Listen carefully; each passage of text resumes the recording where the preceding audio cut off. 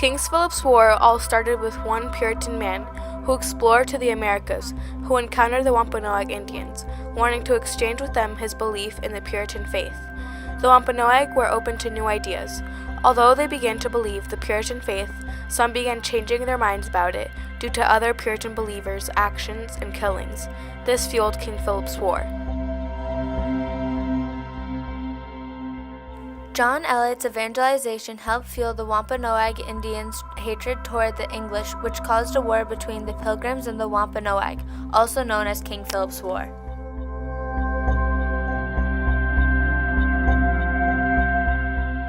John Eliot was an extraordinary Puritan missionary. His goal was to convert Native Americans, including the Wampanoag Indians.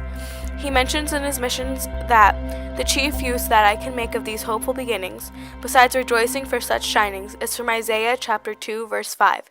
O house of Israel, let us walk in the light of the Lord, considering that these blind natives begin to look toward God's mountain now. He began by opening schools specifically for the Wampanoag and Native Americans. The schools would preach and teach the Puritan Christian faith in their language. This is a quote by John Eliot. Advice was given for the funding of schools, every child capable of learning, equally paying whether he makes sure of it or no. Yet if any should sinfully neglect schooling their youth, it is a transgression liable to censure under both orders, civilly and ecclesiastical, the offense being against both. John Eliot's mission was also to teach future teachers of the faith. He not only wanted to teach the faith, but have others preach it as well. In feeling they must have teachers amongst themselves, they must also be taught to be teachers, for which cause I have begun to teach them the art of teaching, and I find of them very capable, and while I live my purpose is, by the grace of Christ, a lifting, to make it one of my chief cares and labors to teach them some of the liberal arts and sciences, and the way how to analyze and lay out into particulars both the works and word of God, and how to communicate knowledge to others methodically and fulfillingly, and especially the method of divinity. In addition, he even translated the Bible into their native language.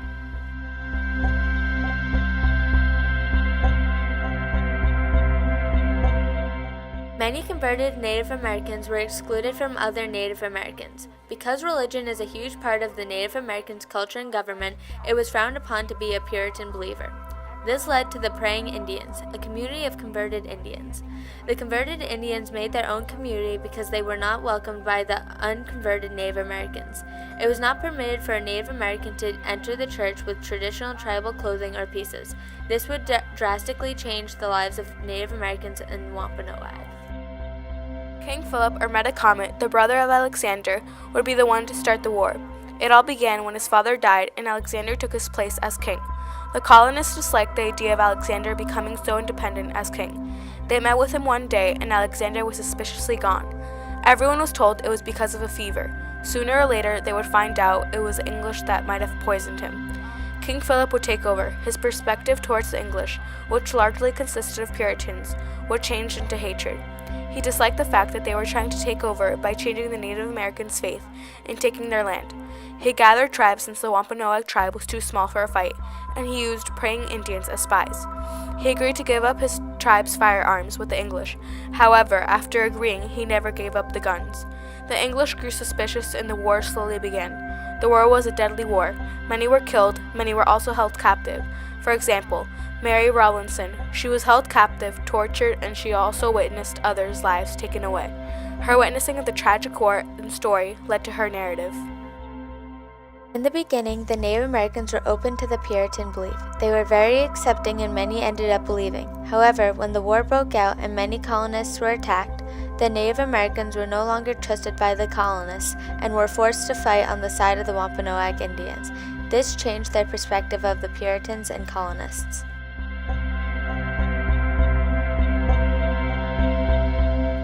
The English explored to America and also explored when they began to take over the land of the Native American tribes. The Wampanoag explored the new ideas of faith from the Englishmen.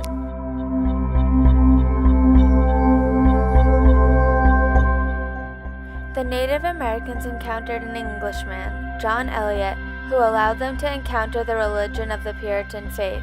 The history of King Philip's War had to do with the encountering of people, new ideas, new religions, and a new way of taking over. The English exchanged their faith and ideas with the Native Americans, but did not allow the Native Americans to exchange their old traditions and clothing with them. John Eliot evangelized to many, leading to many conversions. However, many of the English did not reflect their beliefs towards the Native Americans. This caused some to change their perspective towards the English.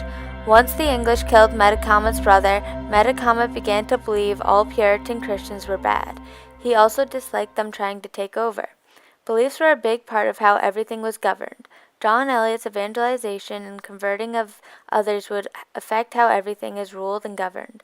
King Philip despised this. Thus the war began.